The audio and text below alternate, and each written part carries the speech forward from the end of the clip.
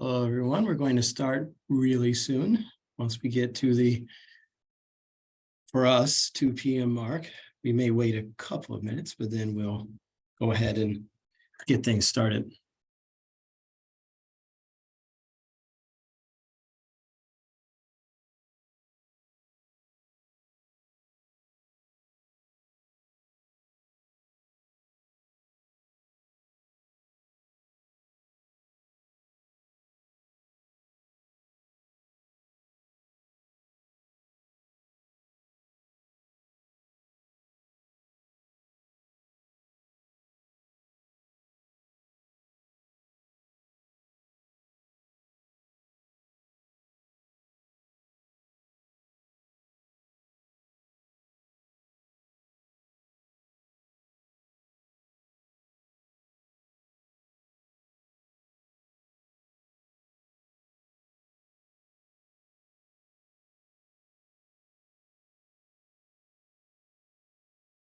All right, it's 2 o'clock. I'll go ahead and do our welcome. So welcome everybody to the Dakota Geriatrics Consortium with our partners, Flipped Nursing Home Echo.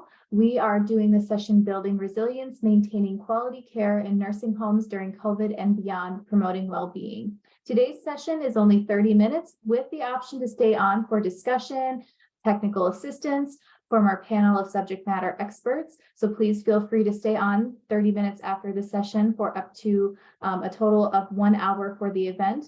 My name is Natasha Green, and I work as part of the Dakota Geriatrics Workforce Enhancement Project as their project manager and subcontract through Quality Health Associates of North Dakota and the Great Plains Quinn. For those of you who are joining online, through your computers, there is a mute and an unmute option. We do ask that you keep your computers all muted. It's in the lower left-hand corner of your screen while we are presenting, but we do want engagement. So if you have questions, put them into chat, come off of mute if you feel comfortable when we're adding our discussion questions. If you are joining by phone, please feel free again to come off of mute. You can do that by pressing *6 on your phone line to mute and unmute, or most phones have a mute and unmute option. So as long as you have that activated, you should be good to go. Just so that you all know, I'm not hearing any background noise currently. So if you're wondering, am I muted? The answer is yes, you're good to go with that. So we're very excited for you all to join. You can see in the chat, we're asking for everybody to put their name, the state that they're located, and the organization that you're a part of. So again, thank you for joining today's session. Here's an overview of our Great Plains Mountain GWEP Consortium. You can see it includes the University of Wyoming, Wyoming Center on Aging, the Utah Geriatric Education Consortium, Dakota Geriatrics, which covers North and South Dakota, and the University of Montana Geriatric Education Center. And part of this funding is from the HRSA grant, and so we'd like to post that in our disclosures. We have many opportunities for everybody for these nursing home echo sessions. We did a feedback survey early on in this month and the previous month, and we wanted to get feedback from our participants to know how can we best support you with your geriatric care and in the nursing home setting. And from that, we developed these nursing home echo sessions where we're providing 4 echo sessions once a month. So again, if you didn't receive that calendar invite, please make sure to send that message in the chat box so we can make sure to get you coordinated.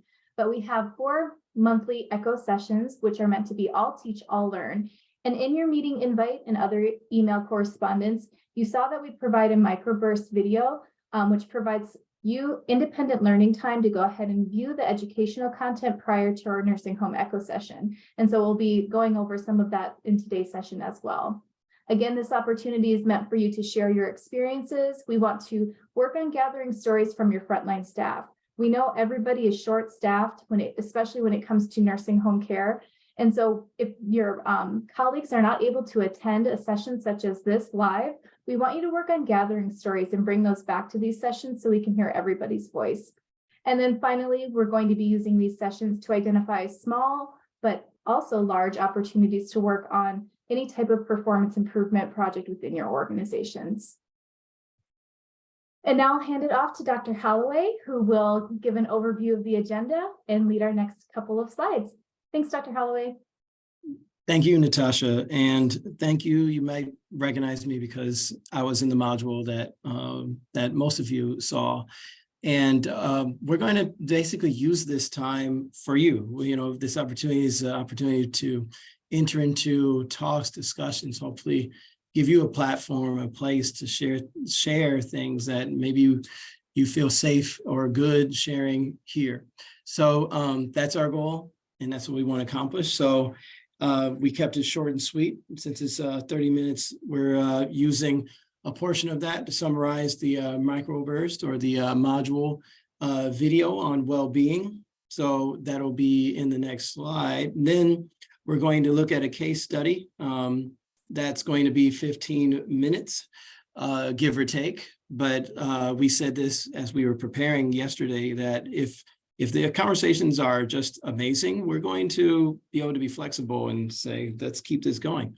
And then finally, we're going to use just well-being promotion for QAPI project, that'll be like 5 minutes, but we want to give you opportunities, of course, to learn and gain materials that is going to be helpful for you at the end of the day. So let's go ahead and go into the next slide.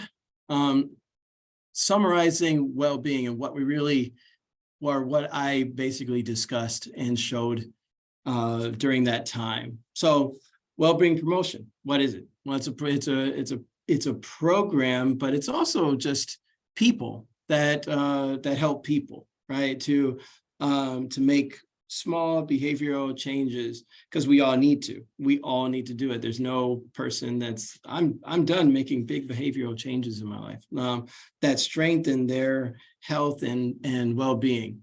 Burnout, we talked about burnout, right? That it's recognized in many ways, but there's physical and behavioral symptoms. I hate using that word symptoms sometimes, but it's just, it can show up, right? Physically and behaviorally in our life. For example, physically, we're feeling tired. That's one aspect. Another one is just not feeling motivated, or, food, maybe the diet's changed a little bit because you don't have time, or you don't feel like you have time anymore. Just cranky, or maybe short with others because let's face it, healthcare is, it's a continual process of making the system better and healthy, actually, for the people that are working there, like 12 or plus hours every day. So ways to address burnout: promote self-efficacy. So listen and providing opportunities for ourselves to listen to our own soul, our body, and looking at our own behavior and reflecting on it. The reflection piece is really big. So one way to reflect being taking a walk, or chatting with others spiritually. You can pray, things like that. Journal, diary. This is another way. It's kind of like in healthcare, reflecting just really has to go along with it because of all of the interactions that we have that are quite unpredictable sometimes, even if they are predictable. I didn't realize you were here. What's that?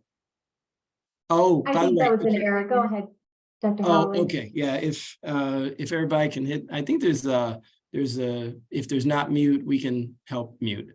So, but so journaling app.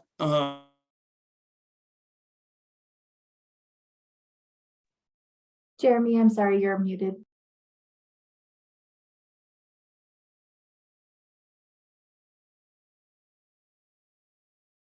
Jeremy, you're still muted. Sorry about that. We can't hear you.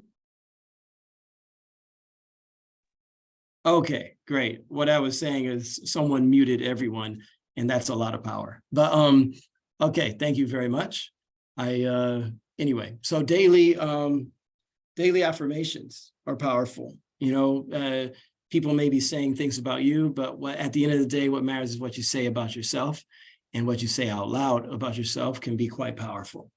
So thank you very much. And now let's go into, so the purpose of the case study is really give everybody else an opportunity to share and talk. And so Kathy will come in and do that, but I'll jump in from here to there too.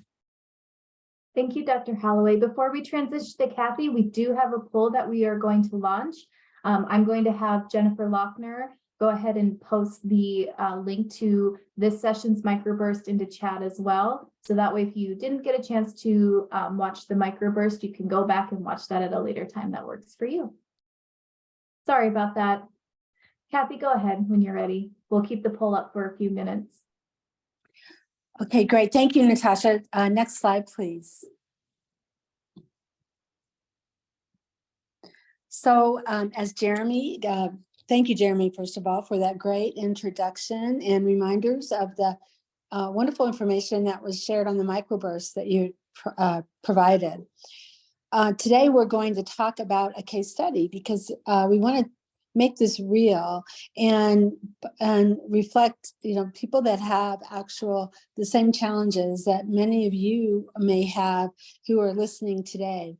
And we hope that you can take this case study to heart. And we've got several questions, and we really want to encourage you to be a part of this as we walk through some of the nuances of how do we manage stress and burnout in our day-to-day worlds. So let's move on and meet Allison. Allison is a 23-year-old CNA. She's been working at her community for 2 years. She works full-time evenings, and she has been picking up extra shifts over the last couple of months. And we all know that there's been some very significant staffing shortages. And unfortunately, this is a story that I'm hearing frequently myself. She is also in nursing school, and she is going to school 2 hours a day, Monday through Friday at this point. Recently, her car broke down, and she's having to use public transportation to get to work and school. And she also notes that her own mood has been irritable. So next slide, please. So with that stage being set about Allison, let's talk a little bit about what we might recognize as Allison's stressors. So what we'd like for you to do is take a moment and think about what are Allison's stressors today. And if you could either raise your hand and unmute yourself or place a comment in the chat box, we'd love to start a conversation and hear what you all are perceiving as her stressors. LaDonna says that it's transportation and working extra shifts. That is absolutely true. Someone knows Allison. Money. Said money. School. Yes. Overworked. Money. Yes. And we continue to look down on this chat. Work-life balance. Yeah. Of course. Yes, absolutely. Overworked. Lots of times it does feel that way, and it can be. Not enough hours in the day to live the life she wants. Caregiver burnout. No work-life balance. Financial and educational challenges. And then the strains of night work, and then educating yourself and trying to manage life among the chaos. And many of us have been there, and it's not an easy balance to achieve. Absolutely. And I just want to bring in a question, and you can put in the chat, but I'd love to hear someone's voice too. But what do you think? And I think we all kind of know the answer to this, but it's good to talk about it. What do you think makes it hard to have that work-life balance?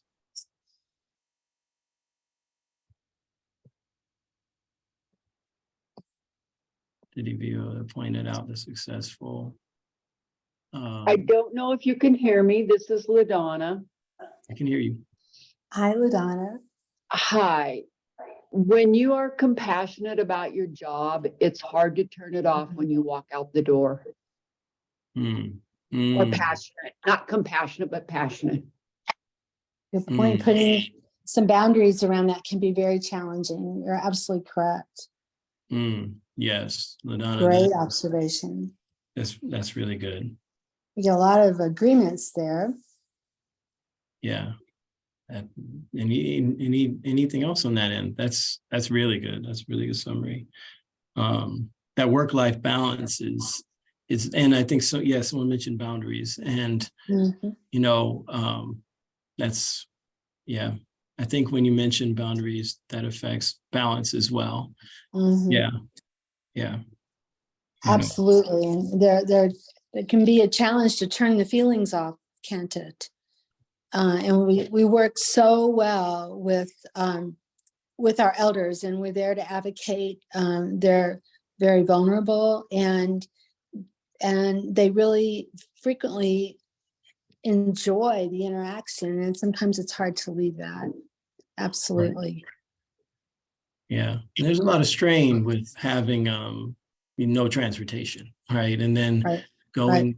you're going to work, it takes longer, right, to get there.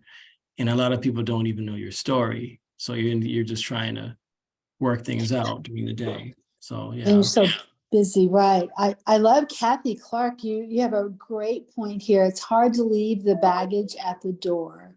So it's not only leaving behind, having to go and do other things, but when you come to work, it's hard to sometimes not have those stressors bleed into the day-to-day. So that we'll talk about that in just a minute. It's a great point.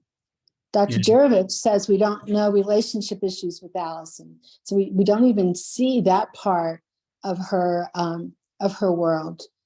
Right. And just the fact that her car's broken down, and it is hard to be able to balance everything and then also deal with car repairs. It's really a challenge. Yeah, someone mentioned the social emotional, Rebecca mentioned not having support socially, mentally, and financially, and social determinants of health factors. Yeah, that we think about. We think about that with patients or with residents of communities, but what about the staff, right? Like there's social determinants of health factors that they need support for. So that's good. Yeah. Excellent points. This is good. And then deadlines, I like that, Michelle. And especially, with what you need to accomplish while you're at work, and the expectations to respond timely to people's concerns or needs, and also having those other deadlines from school, that all can weigh on a person, can contribute to their feeling stressed or overwhelmed. Let's go ahead and we can go to the next one, and just continue this, because this is excellent point, Dr. Holloway.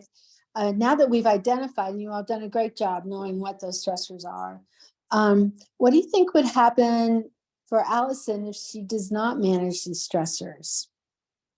What are some of your thoughts about where this might go, next steps for her? And then after that, we are going to talk about what she can do. Right? Yes, we will. We will. Yeah. Bring in the positive piece. Yes. She'll quit, burn out. Oh, Rebecca's got. Let's look at Rebecca did a marvelous study at one point, and I love that you're bringing this up, Rebecca. When I was doing my study, I heard a lot of CNAs tell me I'm just a CNA, which told me a lot about the culture of the nursing home. So it's that's an important part too, is what is the culture and how does the culture, and in future broadcasts, we're going to talk about the role of the team in stress and managing stress and burnout, and how the team together can devise a culture that would be supportive. So it's a great point, Rebecca. Carly's saying that it's likely Allison could end up quitting because she's so overwhelmed. This actually can lead to clinical depression, and that's one of the things we always have to be aware of, looking at our work-life balance and the stressors that we're dealing with, and are we having any signs of feeling clinically depressed? Dropping out of school, dropping out. Yeah, she's going to school. She's feeling like, hey, I got to pay the bills. What else am I going to do? And and actually, when you're under so much stress, it's harder to make those big decisions, right? And then that's a really physically sick illness. And overeating, which is related, right? Can go into the physical sickness, and oh man, there's so much, isn't it? There's so many things that can the downstream impact, right? And it just feels, Dr. Holloway, I don't know if you've experienced this, but as we talk through this, it feels overwhelming just to hear all of the impact that this can have for an individual. It Yeah. is, but it is very, very important to be able to recognize it. And part of the first step of recognizing if you're having stress and burnout is to be able to name it and be able to identify the indicators that you are suffering from a stress or burnout. So a lot of what everyone is talking about here are those indicators and learning to be sensitive to those. Go Oh, ahead. sorry. Yeah, a lot of these are, related to relationships that can deteriorate, right? And those relationships are really our lifeblood. And, but they can deteriorate. Someone mentioned possibly snapping at and being uncaring towards residents or worse, right? Or just others, right? We usually tend to snap at our support system first, whether we go home and it's our the people there, and then also the residents and everything too. So yeah, and those are excellent points. Absolutely, very perceptive.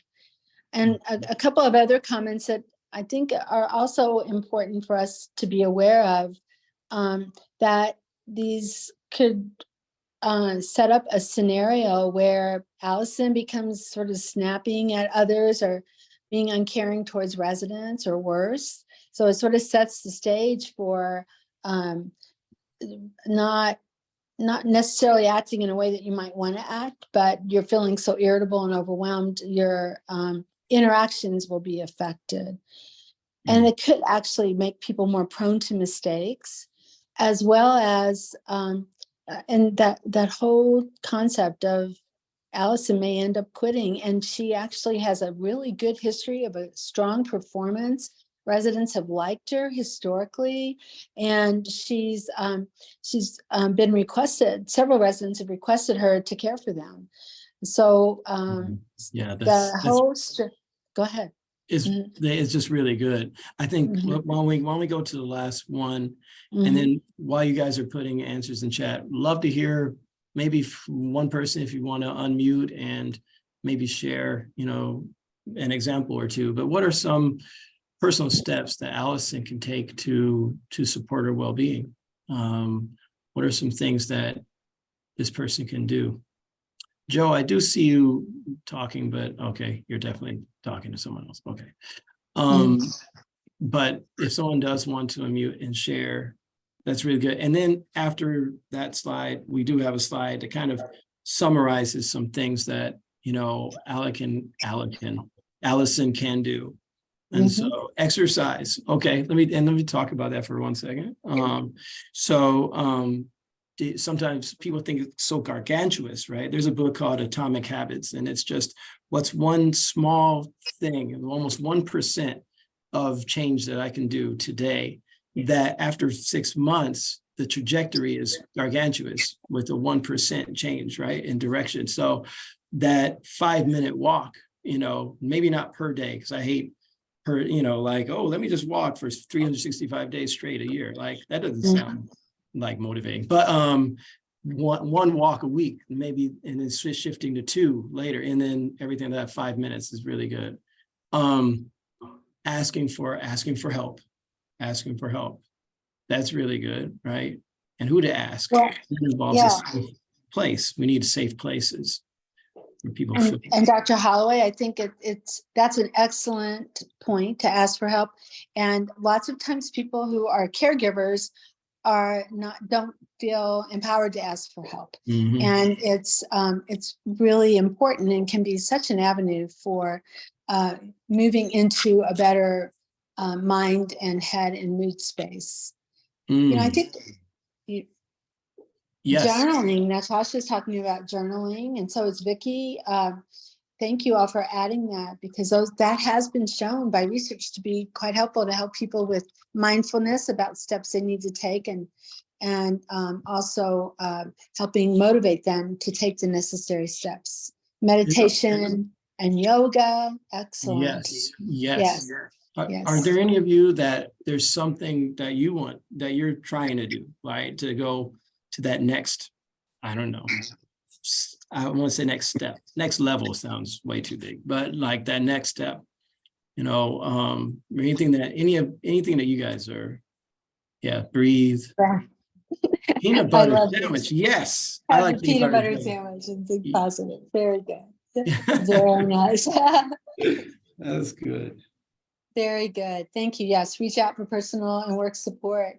I'm wondering if we could move to the next slide to Absolutely. a lot of your suggestions are actually similar to what we have identified for some suggestions. Seeking a balance in life can be helpful. These are some of the steps Allison can take. Setting realistic personal expectations. When you look at what is on her plate, and we don't, as Dr. Jurovich said, we don't even know what her personal relationship stressors may be, but she's got quite a few stressors. So setting those realistic personal expectations so you don't add any unnecessary stress. I love the discussion around gratitude. What is one item I am grateful for today? Many have practiced doing this right as they wake up in the morning to set the tone, or right before they go to bed at night to also set a positive mental tone before falling off to sleep, and letting your subconscious help create improved mood and positive outlook. There has been much about mindfulness and meditation, meditation just being one piece of mindfulness, but it has been demonstrated to help improve people's moods, attitudes. The focus on breathing, there's lots of literature out there now on yogic breathing and the value for mental health as well as physical health. And it has been demonstrated to increase relaxation, improve focus. And then, as Dr. Holloway mentioned, the basics, having a healthy diet, making sure you're getting that adequate, healthy intake of nutrients, and being careful of intake of nutrients that may cause more stressors. It's been well documented about the role of glucose and the impact on the brain and on other bodily functions. And it causes a cascade of events that actually can impact your mood. And then, of course, exercise has so much positive effect. And even working in several minutes of exercise a day, you don't necessarily have to do 90 minutes 5 days a week, but a reasonable regimen is a great stress reducer and stress manager, and making sure it's a balanced regimen. And in our chat, Natasha shares that before she goes to sleep, she always asks herself, what is the one thing I loved about myself or what I did today? I love that. Joyful movement, using more than my fingers for typing as activity. I love that. That's great. Time with pets. This is all wonderful, wonderful. And we're going to be sharing some resources at the end of this broadcast to help you be able to link into some other support. But as you can see, there's a lot that people can do for themselves to monitor their stress, monitor the signs that maybe they're under stress, and also interventions that they can take. And it empowers them to be able to manage and seek balance in their life. So with that, I think so wonderful. You guys are great. We can move to the next slide actually, because we've completed this step already. You guys have been wonderful. Thank you. And now we're going to turn to how do we make this process something more defined in your communities? What are some things that you can help promote in your community through a quality assurance process to increase the use of these wonderful tools for managing stress? So Natasha is going to share with us more about QAPI and resilience. And just want to share, we want to be respectful of everybody's time. We have 2 minutes, 120 seconds left. So these will be like big recommendations that there's going to be a link for you guys to all have access to. Okay. Jeremy, are you ready for me to go through this very quickly? Oh man, Speedy Gonzalez. Let's do it. I think most are aware of PDSA and what it stands for, and Plan, Do, Study, Act. And the big thing is you all are busy. Quality improvement looks different for quality directors versus when we talk about like frontline staff, you working on the field. So we wanted to give you one quick activity that you could do, so you can use any of those interventions that we had shared by Kathy or Dr. Holloway. And so the one that we felt was really easy from our team is plan to do one breathing exercise during your shift. And I shared one thing that I do just myself as a personal one. It's a quick one. It takes 1 minute, but again, let's not make more work, but we'd like you to do one breathing exercise during your shift. Figure out who, which is you, what, where, and when. So what time during your shift? Say, I'm going to be intentional. I work third shift. I'm going to do it at 4 p.m. when I have this time. And I'm going to do it in this location, and I'm just going to practice deep breathing. And there are plenty of resources on what that can look like. And how are you going to collect data? There's two ways, qualitative and quantitative. Breathing exercises does not require quantitative. We don't need to say we're doing it every day. Say, I feel like this before I do it, and I feel like this after I do it. And then figure out what happened after it. And we want you to come back next month and tell us how it went. Do that activity, report out on it, say it made me feel this much better, or maybe it helped a little bit, so I'm going to try journaling next time, and then adopt it as part of your normal daily routine. If it's working for you, keep it, and if it's not, let's modify it or abandon it so that it works for you. Okay. And Dr. Holloway, I'm just going to, since we're at the 30-minute mark, I'm just going to transition through these slides, but know that using that Google link, let's launch our poll quick, but the Google Drive link that was in the chat, that'll be shared out after today's session as well through email, so you can get access to these PowerPoint presentation slides for these opportunities. And then any other resources that our subject matter experts have shared that we felt would be helpful for promoting well-being. And don't forget that we want you to stay on if you can for additional discussion and problem solving for the next 30 minutes.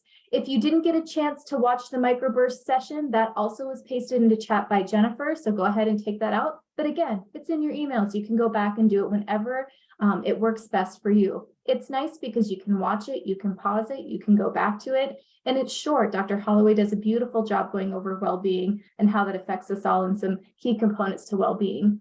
And then give your intervention a try, test it out, let us know how it works. Complete the next Microburst session, which will be coming out in the next week or two for you to do before our next nursing home echo session, and share these sessions out so others can join. And if others couldn't join, make sure to get the recording to this link so they can watch it, view it, and take the learnings from this. Our next session is April 26th. So again, we thank you all. Please complete that poll if you have time. Polls are anonymous. And then, of course, if you want to stay on and discuss more or have any questions, please feel free to stay on. Thank you, Dr. Holloway. I'll transition it back to you. Absolutely. So yeah, I mean, we're serious. Like a lot of times we say, yeah, stay on if you want, and then we just click out and we're gone. But we're actually going to stick around. We want to talk about this. Like, is there anything else that you find helpful? Et cetera. So, but so grateful to have all of you on, and those of you that are on still, like, I think a compliment too is really good. Compliment yourself, looking right in the mirror, compliment yourself, but compliment someone else too. Natasha and she does a beautiful job at saying that people are doing a beautiful job. And like when she does, I never say, man, I wish you would stop saying I'm doing a great job. No, I'm saying, oh my gosh, like never gets old, like, thank you for that. And so we can turn around and compliment someone. And, but let me stop talking. Maybe one of you want to talk. So we'll stay on for a second, see if you have any stories you'd like to share or whatever. We do have some chats from individuals. So Linda posted into chat, one thing from today's session that I will utilize to promote wellness is, and we have practicing gratitude, which you just spoke about, which is wonderful. I think that's a great, easy way to really help reduce burnout, not just for yourself, because it puts us back into that positive mindset, but for others that you're working with. And so I think that is an easy one. I like to do an activity, and I'm sure Dr. Holloway, I've done it with you probably, but rose and thorns, like roses never come without thorns. There's always some barrier, something that we're experiencing. Yeah. And I think someone came off of mute to talk about that. I don't know if it was Kathy or who it was, but please feel free to come off of mute again, *6, or you can press a little unmute icon or paste into chat. But It's always helpful to just say, this is how I'm feeling today, and this is the thing that's causing me challenges. So I'll pause there. I want to make sure everybody gets a chance. Kathy, you put in chat that you'll set up a routine time to practice deep breathing. That's wonderful. Dr. Jurovich put that he will do a gratitude whiteboard at work. I think that's wonderful. And then Libby, I love this. She put, I just wrote breathing exercise in my schedule book for every day. Yeah. I love that too. Yes. Awesome. That is awesome. Yes, I love it. For me, if it's not on the calendar, like it doesn't even happen. So I put those kind of things in there. That's awesome. Yes. One other thing that I've recently done as a well-being item is meditation. Jeremy, you spoke about that during today's presentation. And what I've done to help with meditation, because I don't know if anybody else experiences this, but when I am working and trying to take a pause or a break, I have a difficult time transitioning into meditation. And so I've started where during my lunch break, I play deep focus music just on YouTube.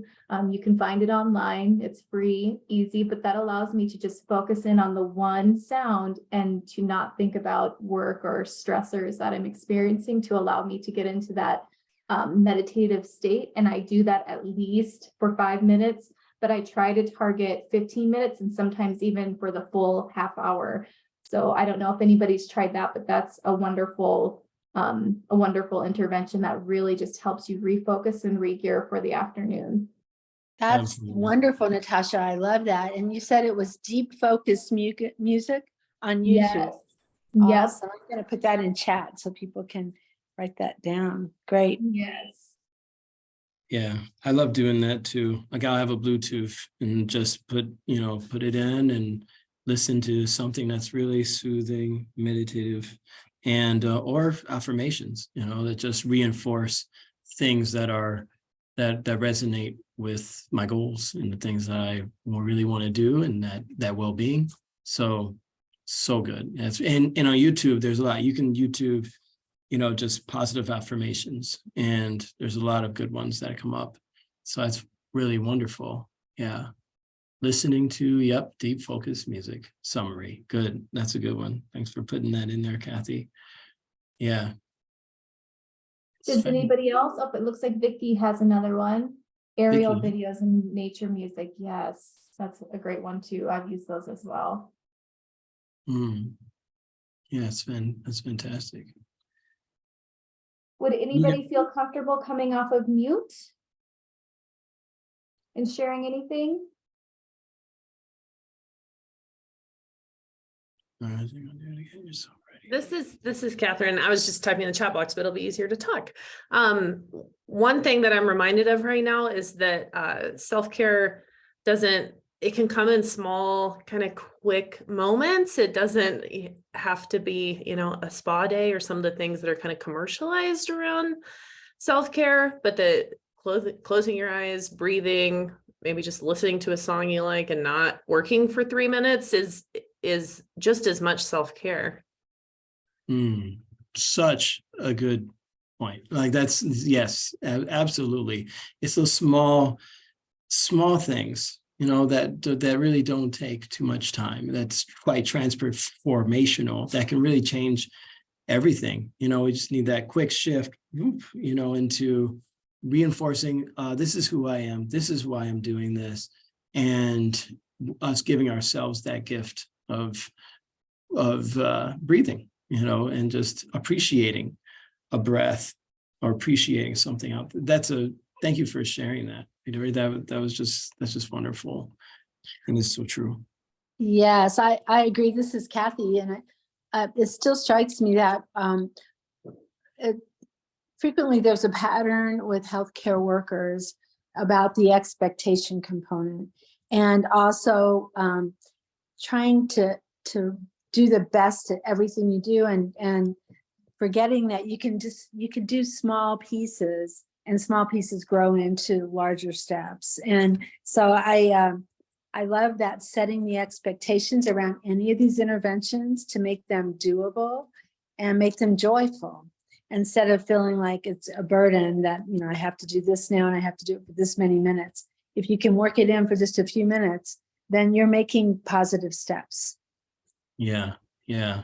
And I've read about, like, for anything negative that we experience or someone says, that we can give ourselves 7 of those positive affirmations for that one that can just reinforce the opposite, you know, and doing that in the journal too, about what are the lies that we just subconsciously entertain, right? That, you know, oh, I won't be able to get through this or something. And then just putting a line through it, maybe a red line through it, and then using another color and writing down, this is who I am. This is what I'll be able to, I can do it. I can make it through this. I do have a solution for this. There is a solution and I have it. So that's really good.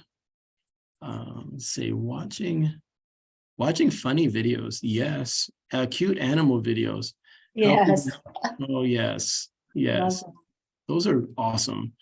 Laughter and humor is Yep. a great solution.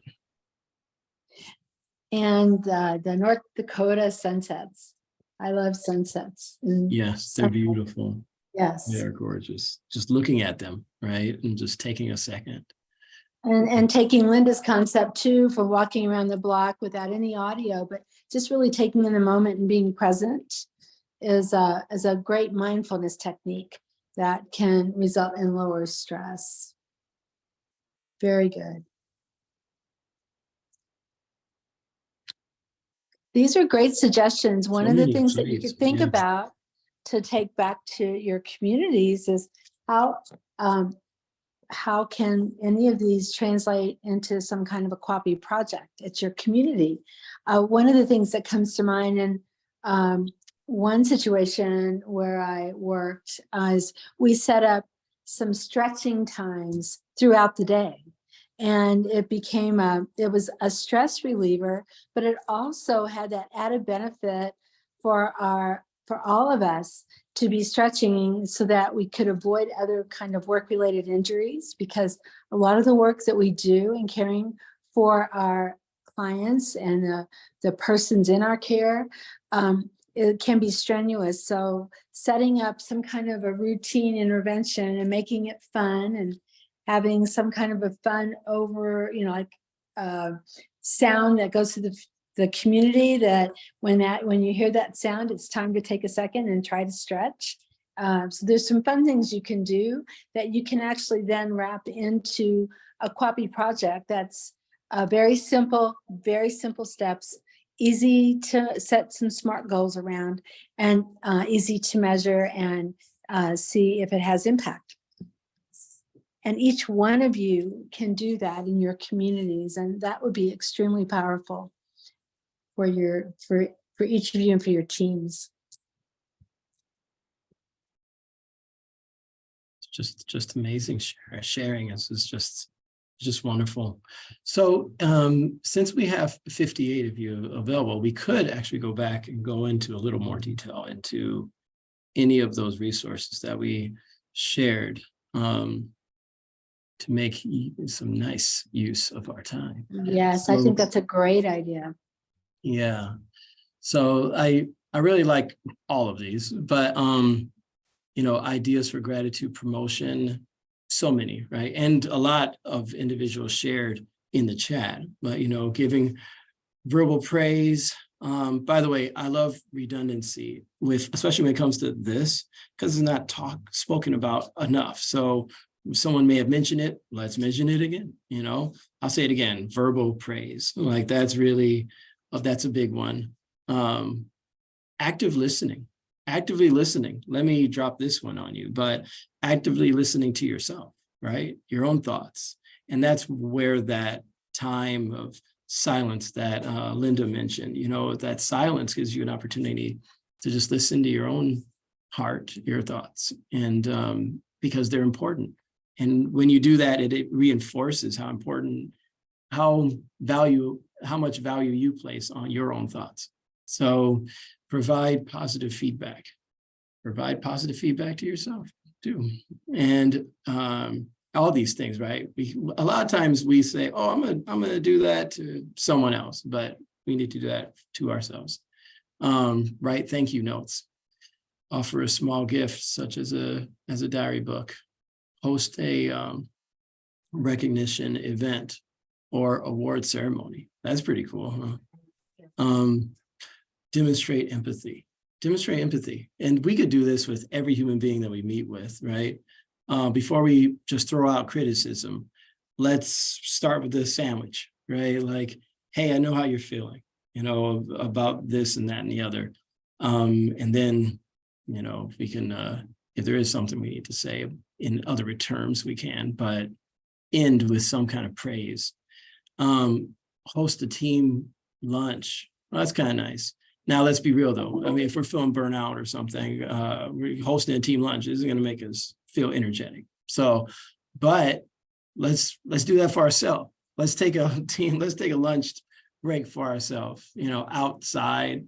We're over in Fargo. I am, so it's freezing cold over here. But when it's warm, we can go outside, have a sandwich, The things I think that we are willing to do for ourselves, I think it helps us to better do it for others. So offer us, yeah. So I love all this. This is great. Provide opportunities for growth. That's a good one too. Kathy, do you want to share? I was going to comment on Kathy Clark's comment in the chat. I love this, to send thank you notes to person's home address. Usually Yes. turns out they get it on a bad day, and then you can set a goal to send so many a month. That's wonderful, Kathy. That's a great outreach process. And it helps the person who receives it, but also helps the person that is sending it. So very good. So good. Yeah. And Dr. Jurovich says, recalls an administrator who wrote out, I lost that in the chat here, who wrote out messages to staff on a 3x5 card as she completed rounds. That's awesome. That is wonderful. It's a great intervention. And right, Actually, thank you. I was just thinking about this one because I think it's sometimes those people that irritate us the most, or we think we're irritated by them, maybe we're just feeling whatever, but let's write a thank you to them. Like a lot of times that makes us feel better, so that we're, after we finish that email saying thank you to them, we just feel like, what? Yeah, I feel good about myself doing that, so yeah, it's a good one. I just compliment myself. Did you hear that? That's a good one. Yes, very good. That was good, Dr. Holloway. That was good. That's fantastic. Maybe we can go to the next, the next slide. Kathy, what do you think about this one? Like, I really like this gratitude diary. Sorry, I know you just went on mute. Yeah, that's okay. No, I think this is wonderful. There's a couple of elements here I'd love to make a comment on. Someone had mentioned that giving the gift of a diary is a great way to promote positive self-talk and journaling, and that's one way to think about this. But the daily gratitude diary is a great habit to get into, and there's actually research that shows it has positive effect for folks on helping to change their mindset. So it really feeds also into that positive affirmations and thinking about, what do I have to feel grateful for today? Because there always is something to feel grateful for. And there's always something good that has happened each day, no matter how hard the day has been. And so these are great prompts. I think this is just wonderful. And some of you may not, you'd be like, I don't feel like looking around a book, even if it is in my purse or my book bag or whatever. But what I do is I just open up in my phone and I'll just put something I'm grateful for in my phone. And if I don't feel like typing with my thumb, then I'll just turn on the audio, the mic, and I'll just say, something I'm grateful for. And that makes me feel really good. One of you mentioned about time, like time, managing time and everything like that, or not feeling like there's enough time. Someone taught me that one exercise I can do, and I do this sometimes, just write down, try to fill a whole page. Some of y'all might feel more stressed after this, but I felt relieved, so I'm gonna share it. So write down everything that you could possibly think of that you need to do in one page and just fill it up. And then after you're done, you can throw it away, you can keep it, whatever. But a lot of times when it's, for me, when it's out there on a page or on a paper, I feel better because it's just swimming in my head, all the things that I think I need to do and everything. And then after it's out, I at least, and by the way, your subconscious starts working out those things in your mind as you're going through after writing. Writing is such a powerful thing, as many of you mentioned, but writing those things down kind of helps clarify or even prioritize what are the things that I can do today about those things I need to do. All right, so let's see. Yeah, gratitude writing, fantastic. So there's also apps, podcasts, whiteboard, the Huffington Post poster. Why? I mean, there's so many of these things. Obviously, we're not suggesting do all of these, like you have all the time in the world, but no, it's more like everybody's different, and that's what the cool thing is. And so each person could choose something that really works for them. And if it's not there, then just make one that works for you. Like I haven't found it. I'll be transparent with you guys. I haven't found an app that I like. So like, that's why I just open up my notepad and I just I put down things on my notepad, like you probably can't see it, but anyway.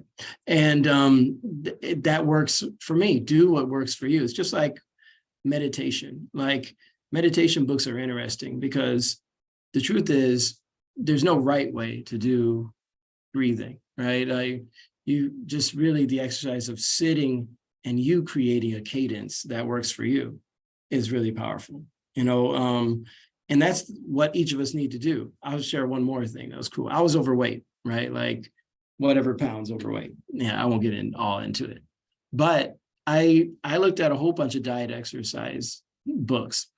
And finally, I came to the conclusion that it isn't about finding the perfect book and the perfect exercise and the perfect diet. It's about reading about them to find out what works best for me. Like at the end of the day, I'm not doing any of those diets. I'm doing a combination of 5 of them that works really well for me. In the same way, what's our diet of self-care? What works well for you? And it comes after exploring, exploring on. So that's why we're showing all these different ones it's a journey that you explore and then say, aha, this is what works now really well for me. So, but whiteboard is great too. So I heard a lot of good examples there. I'd like to comment on that if I could. I love the whiteboard that's reflected here, the gratitude reflection. And I know next time we meet, we'll talk about the team and how does resilience apply to the team. Yeah. But this strikes me as something that could be a fun group exercise, say in the break room, and a place where people could write down positive things that are happening and just start to spawn a positivity, a mindset amongst everyone. And it's catching. It's one of those contagious steps that you can take. Yeah. Vicki is asking, yeah. has anyone explored actionforhappiness.org? And she uses their monthly calendars with residents to promote happiness and kindness in the month of December. She actually also just downloaded calendars for March and April. That is wonderful. I love that. I'm going to write that one down too. Vicki, that sounds like a great idea. That's you. Awesome. Yeah, that's really awesome. And community is such a powerful thing. And that's what this is.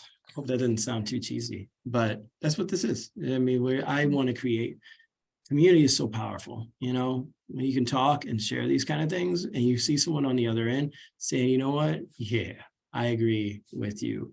It's like, I'm feeling that support. And I think that's the most powerful thing. So I'll have to look up Action for Happiness.org. Yeah.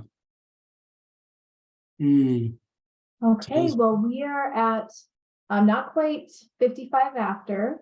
I know, so people can get to next meetings, we like to close out our meetings a few minutes early if we can. Are there any other final thoughts, reflections, questions, things that anybody would like to share? I'll just share Vicky's comment here. It says today's prompt is for mentally scan your body and notice what it's feeling. That's really good. That seems to go right along with today's echo. Thank you so much, Vicky. Yes. I felt good reading that. Thank you for putting that in the chat. It's really good. I think that's it. That's a good note too, by the way, Vicky. Absolutely. mm, I was scheduling Oh. 45 minutes to give time for people. That's a good one. Yes, Emily. Yes, that's I- a hard one to do. Yes. mhm. Can I just make a quick comment? I want to thank everyone who has remained on the line and has been sharing their personal comments. This has been, for me, it's been just so fun to see and to hear, and uplifting as well. So thank you all so much for being a part of today and contributing so much, because that's what we want, is we want this to be an exchange, and you've been able to create that. So great job. Thank you. Ditto. Thank you guys so much. Looking forward to seeing you in the next one. Thank you, guys are everybody. awesome. You're doing Thank you. awesome. Yes, you are. Thank you. Bye-bye. Thank you.